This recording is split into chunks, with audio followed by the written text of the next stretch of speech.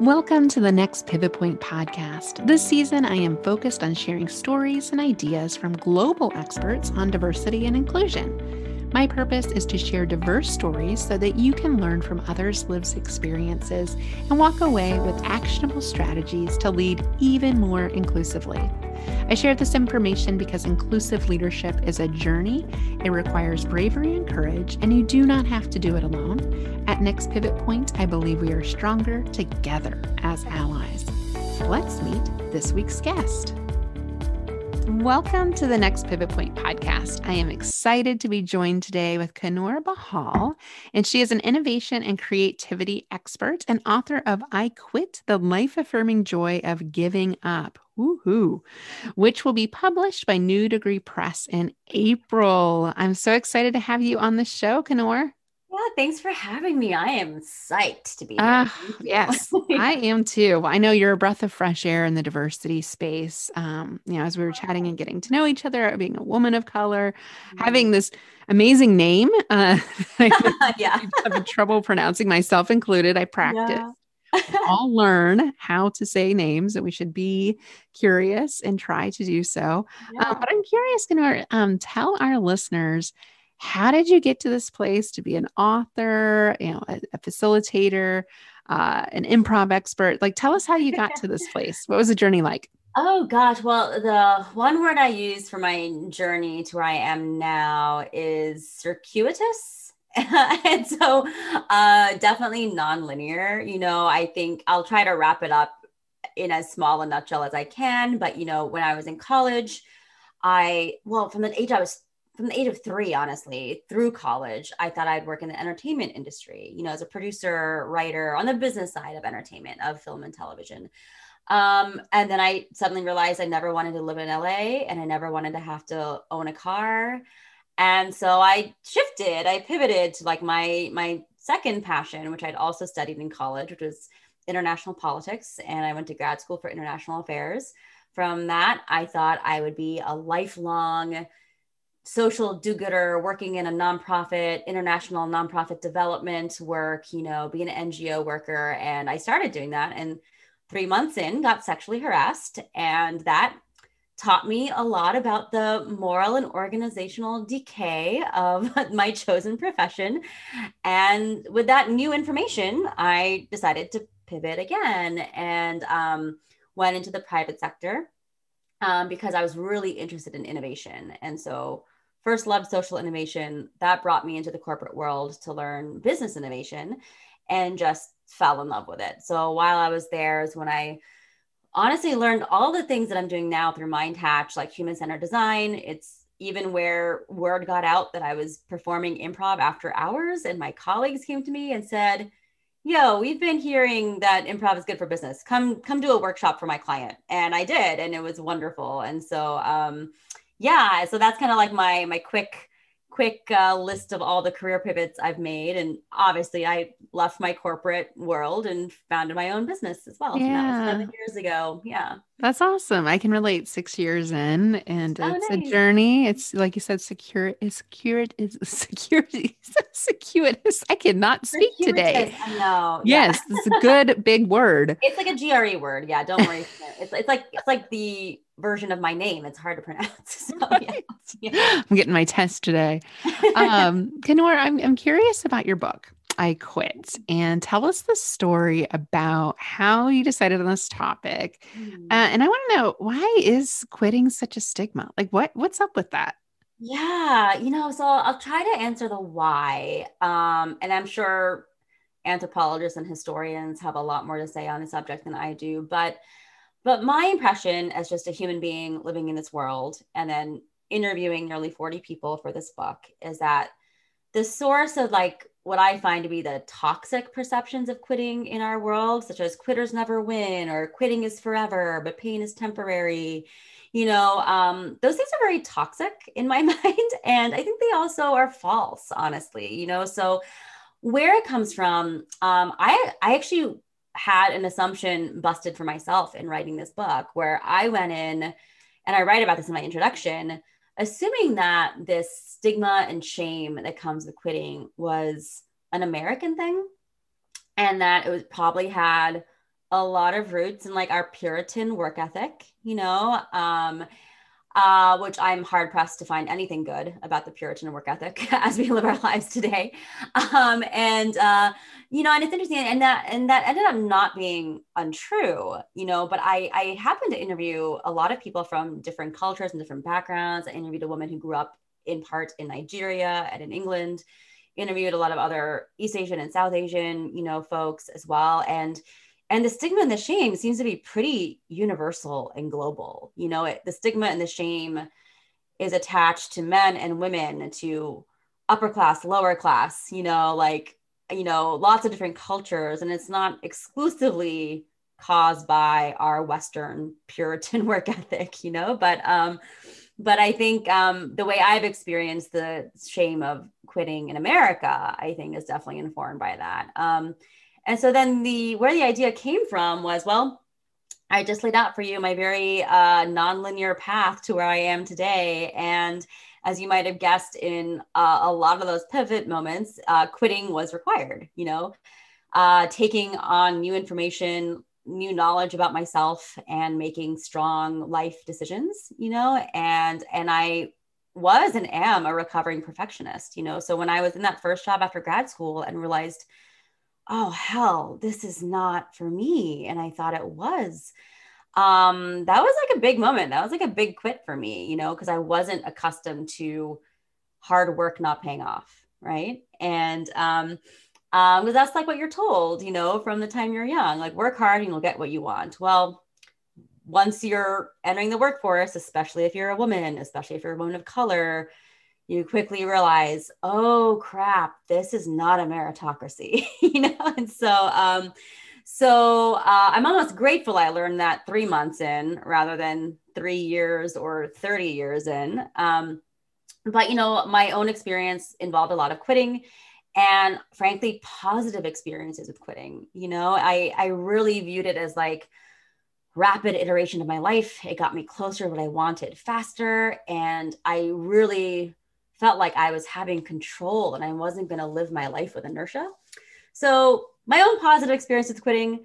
And then also just from talking to people, I find like asking the question, like, why did you quit that? Is such a great way to know someone and to get to know what their values and their trade-offs are and like what makes them tick, like what are they willing to put up with and what are they not willing to put up with. So I found that even in this everyday conversation, I started to really love hearing people's quitting stories. Yeah. Oh, I know. You can learn a lot about somebody by asking that question. Why did you quit that? Yeah. And as I'm reflecting, Coonoor, on my word of the year for 2021 is simplify. And I was thinking about your book as we're going to talk today. And I thought that does mean I need to do a fair amount of quitting if I want simple things in a simpler life. Then that's saying yes to fewer things. Potentially, yeah. And even things that I've just go on my calendar, things that I've traditionally done. Maybe I need to let go of some of that to free up some time for the more simpler parts of life. So I appreciate that message. And you're right. You're so right. I would have guessed too that it was a very American thing. I think one of the things we think is like, it's just happening to us, right? I'm just in the society where this is a thing. But as I'm finding in the season of the podcast, especially with global thought leaders on, these things are a lot more universal than we think. And they're a lot more human ingrained in us. And it challenges our belief system. I think one of the hardest parts of diversity work is a lot of times, actually, we're being taught something that's totally different than what was embedded in our brain in grade school and from our parents, whether it's the concept of quitting, but taught to be colorblind or whatever else was the case. It's like, I have to unlearn that. And that's really hard because my brain doesn't want to do that. And then I have to work on changing that belief to then affects my actions. So lots of good stuff there. And you're right. The myth of meritocracy is a myth. Right. So stark. Yes. I've had to explain to many cis white mail that like none of us work in a meritocracy. You're not working in a meritocracy. It's just that it only benefits you, you know? Right. So of course you don't see it. Yeah. Yeah. You can't Yeah. see what you don't experience unless you're curious and want to look through the Yeah. lens of someone else and listen to someone else's lived experiences, which Mhm. good allies do. Yeah. Coonoor, I'm curious too. I'm so curious about improv. You mentioned workshops in the corporate setting. I've seen these kind of workshops, occasionally be brought to life in, conference settings and things like that. Uh-huh. I'm curious about improv, your take on it. And I know you're also a design thinking expert. How can some of these tools be applied to something like diversity and inclusion? Yeah, I think there's a lot of, I like the phrase connective tissue, between design thinking and improv, and then to triangulate to both of those things and DEI work. And for me, I happened to start working in corporate innovation the same month, possibly the same week. I should go back and look at my calendar, 10 years ago. But the same month that I also started taking an improv class. And so I was really learning the ins and outs of what makes for good co-creative collaboration in, say, a workshop setting, with like the mindsets of a beginner improviser, and the mindsets and the skills and the behaviors that you try to work on as an improviser who's performing. And it was, the similarities were just uncanny, like similarities isn't even like a strong enough word. They were like literally the same words being used, in my daytime innovation work, and then at night when I was taking an improv class. And so I always knew there was some there. And so I have, through my work with my company Mind Hatch, like certainly offer design thinking services separately, certainly offer improv, what I call organizational improv services separately. But I find that especially when I'm doing my design strategy, design research work, there's always opportunity to employ improv, like whether or not people need to know it, like, because the mindsets are so useful. Even some of the activities, can be brought to bear in design work. And I think the connective tissue is that, a synonym for design thinking is human-centered design. And it's all about, not ignoring what the needs of your business are, but prioritizing, discovering more about your customers first and letting that lead you, and really meeting their needs, their wants, their, desires, whether they know them or not, you really unearthing them like an archaeologist, and improv as an art form is an innately human art form, like you're up there when you're not in a pandemic, like on stage with just you and your jeans and your sneakers and your team, like there's nothing else up there but you and your humanity and the knowledge you bring to that stage, and so a lot of what improvisers train in doing is things that don't really on the face of it sound very funny, but things like playing it real, playing to the top of your intelligence, empathy, empathizing with a character that you need to play or that you're playing across from. So I think there's a lot of improv is a very innately human art form, and like requires you to be human, and so I think there's a lot of connection there with design thinking as well. And then with DEI work, I think it's, I struggle to think of a way that DEI work can be divorced from organizational culture and company values, and just day in and day out things, and so I've written about and helped clients, use a design thinking methodology to redesign, reimagine their employee experience, so it's easy to think of design thinking as like, developing a product or developing a service, but it's also about customer experiences. And if you shift your mindset into thinking of your employees as like cogs in the wheel, and you think of them as like, oh, from the time they read our job description to the time they have their exit interview, they are, a customer that we are serving, they are having an experience in their own right.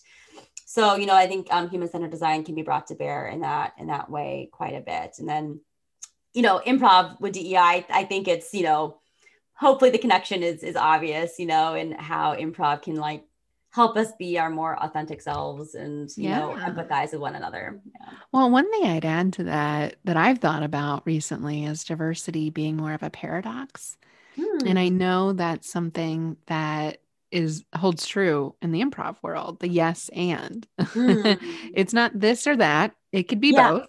And diversity is like that. I mean, I tell people a lot of times, like, just because someone said something somewhat offensive or even racist doesn't mean they're a bad person. Right? Hmm. Could they be a good person and also say something inappropriate? Mm. Probably. So, Yeah. because if we start writing everybody off, first Hmm. time they make a mistake, they're never going to come into the conversation. And our Yeah. white male, cisgender, straight leaders that Hmm. make up most of leadership teams in corporate America, still and abroad, that Yeah. they don't have to come into the conversation if they don't want to. Unfortunately, I Yeah. And would that love to shouldn't be the disagree. case, but yeah. Yeah. It shouldn't be the Yeah. case. Yeah. It's interesting. I think it's like, but there's also a lot of privilege at play in terms of who gets the benefit of the doubt, I right? know.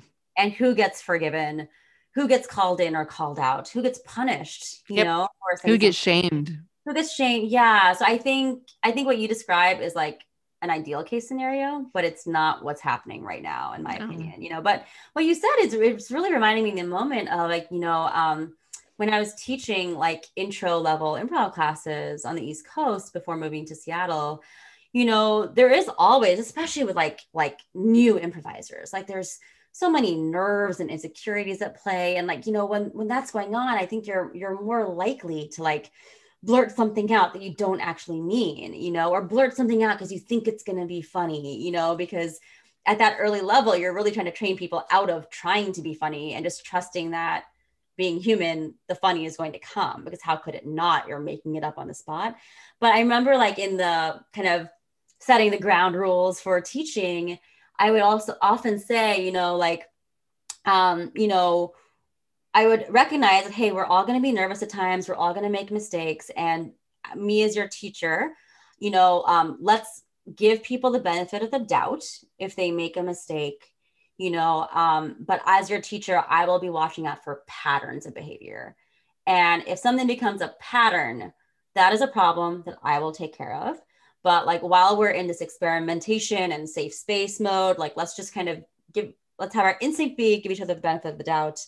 But the problem, as in a workplace, is when it's a pattern of behavior, right? And that's when you really need to Yep. nip that in the bud. Yeah. Yeah, absolutely. Absolutely. It's shame on me if I make a mistake Yeah. once, Yeah. right? But like if you make it multiple times, then it is Yeah. really up to us to call people in. And you're right. I mean, the benefit of the doubt oftentimes does go to the majority group. And Mhm. we're very quick to tone police and to correct people Mhm. of color and women, and of course, women of Yeah. color even more so. So it's not fair. I mean, we're not in an Yeah. equitable, equal workspace. And so finding tools to meet people where they're at and bring them in is really Mhm. helpful. Something like improv, something like design thinking. I love that. Mhm. So Coonoor, shifting gears a little bit, I know you're passionate about social justice and creating, a better world for us. What do you think? I mean, if you were to like kind of look on the horizon of like what you think the future holds for us with social justice, what's it going to take for us to rally around positive social change? Oh man. Okay. So I come at this as like a citizen, an everyday citizen who's passionate about this work. So again, talk to community organizers and talk to social workers and talk to people who do this for their like 9 to 5 or more.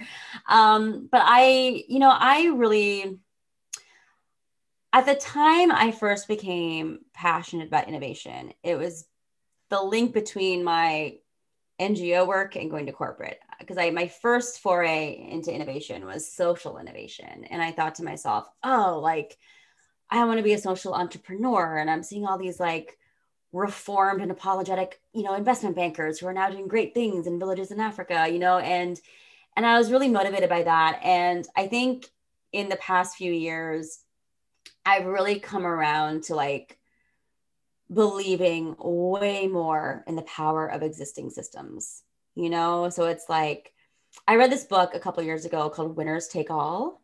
And it really blew my mind. And it really kind of like, it really just like made me rethink who I was 10 years ago, and made me grateful that I did not become a social entrepreneur, and because since then I've, through life experience and like, what's going on in the world, I'm really like, no, systems that exist like need to do more, like we can't accomplish those social good at the individual level or outside of large systems that are already there, so I'm very, very passionate about like government is a system that already exists. It is an apparatus. So let's work within that system, like let's let that system do what it was built for instead of having like a few billionaires here and there doing their own thing, and as I think similarly, like a company, an organization or corporation is a system, and so I think to see social change like that's going to be enduring and not piecemeal, and applied, equitably, like systems have to play a role. So I think what needs to happen is some revision of our systems. Yes, potentially some dismantling of our systems, but a constant questioning of the status quo, and like, why are things the way that they are? And, the reason this is the way it's always been has never been good enough, like that is why I left multiple careers and working within multiple systems, is because I got hearing that, and and I think change is not as hard as we make it out to be. No, it's initially a little scary, right? And it's cumbersome and it's harder at first.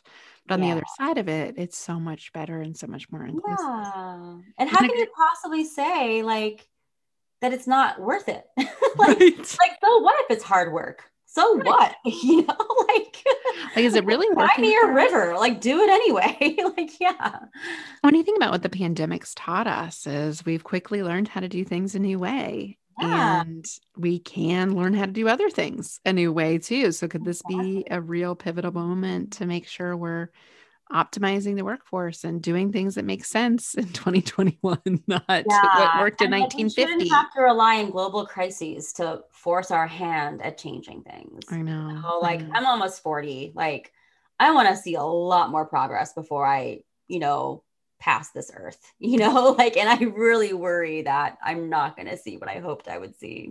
I know. And the latest forecast is a little grim. I think it's accelerated a lot of the marginalization, the pandemic at the same time, especially for women leaving the workforce for now. But I think what we'll find is, yes, this work will continue. So that's good.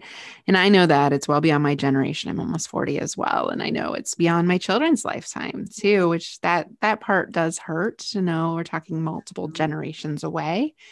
But if we don't keep doing this work and keep the foot on the accelerator now, then it's going to take even longer. So we have to keep at it. And you're right. The systems in which we operate, and I think for corporate leaders, and I know a large part of our audience, when we say systems, I think it seems a little abstract. Like what systems, like racial, you hear about systemic racism, people are like, whoa, I can never dismantle that. Yeah. Well, think about the systems in your existing organization, hiring practices, how you recruit, how you decide to put somebody on leave, who you decide to promote, all those little experiences, like you said, in the design thinking of the employee experience, mapping that out, thinking what works now, because what we know to be true, most corporations grew or were modeled off of the 1950s, like Mad Men era. And think about who was working back then. Yeah. Not a lot of women, not a lot of people of color. Have a 3-martini lunch. Don't get me wrong. But that's not happening, I'd love to have like a boozy bottle on my desk and just like smoke cigarettes and drink that. Yeah, I remember. So I went to NYU, and I remember like when Mad Men was still on the air. Like, one of the professors I actually studied with at NYU, like he was in marketing in New York, like in that time period. And I remember reading an interview with him, and he was like, "Yeah, the reason why you could have so many drinks at lunch was because the job was easy. It wasn't hard." Like obviously, right? So and if I have a drink and check email, it's dangerous. Yeah, Definitely. Yeah. Right. Well, it kind of begs the question, like, right, when we only let certain people into the workforce in certain positions, were we getting the best thinking? Clearly Clearly not. not. Yeah. We Yeah. could be And it's better. interesting. Like, I love the point you make where it's like, yes, like changing systems. And when I think of systems, I think of like institutions, so like Mm-hmm. your government is an institution, a university is an institution, like, so many things are institution or institutionalized, but I love your point where it's like, well, like just because you as an individual are not going to remake the entire system doesn't mean you don't do nothing.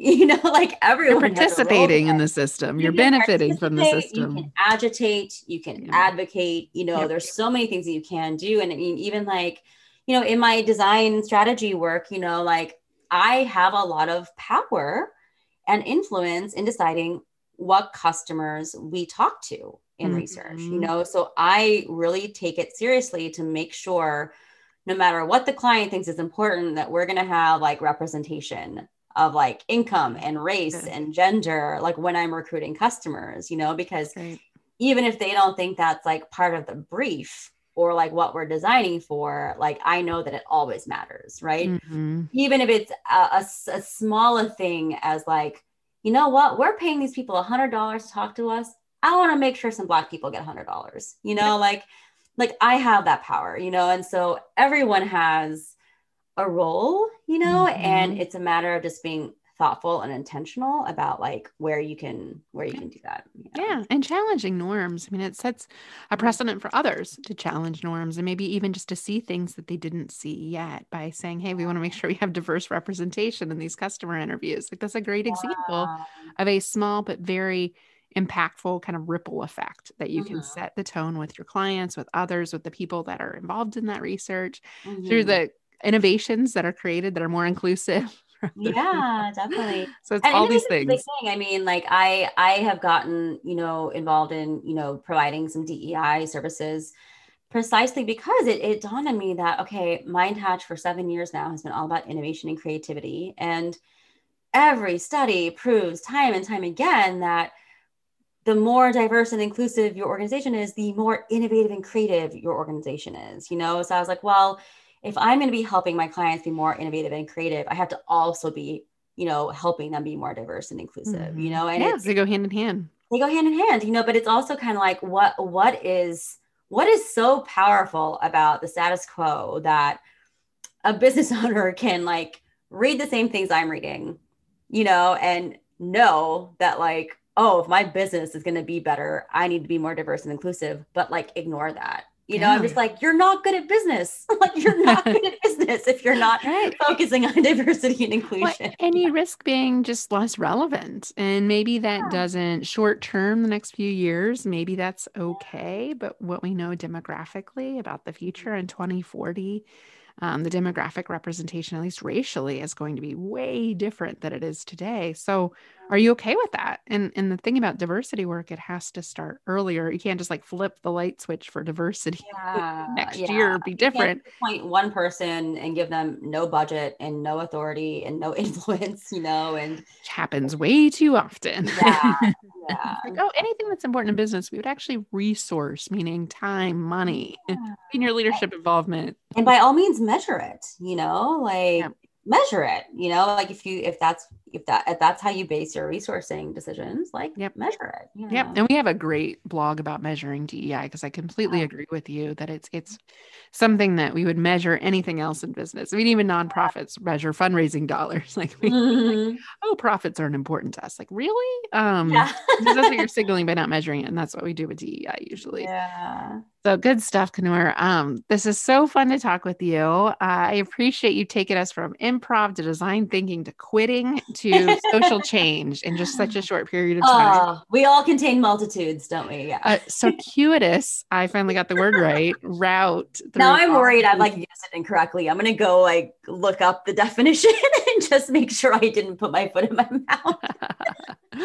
No, no, no. This is great. So Coonoor, tell our listeners, how can they follow us and how can they get a copy of that book of yours? Oh, thanks so much. Well, you can always pre-order the book in paperback or ebook. It'll be available for pre-order right now at iquitbook.com. It will be published and in bookstores at the end of April this year. But pre-ordering is super helpful because it helps me kind of tell bookstores like how much to stock and how much to order. So big thumbs up to pre-ordering if you can. And so you can go to iquitbook.com. You can also find my work at Mindhatch, at mindhatchllc.com. And please find me on LinkedIn and give me a follow. That would be great as well. That would be great. Well, we will link to all of that in the show notes. It's been such a pleasure to be with you today. Likewise. Thank you so much. I really appreciate the generosity and curiosity of spirit. So thank you. I appreciate you listening to this episode. If you like this podcast, the best way you can be an ally is to write a review on iTunes, on Spotify, on Google, or wherever you listen to your podcasts. Every review helps other allies find us. I host this podcast because I believe we are stronger together as allies.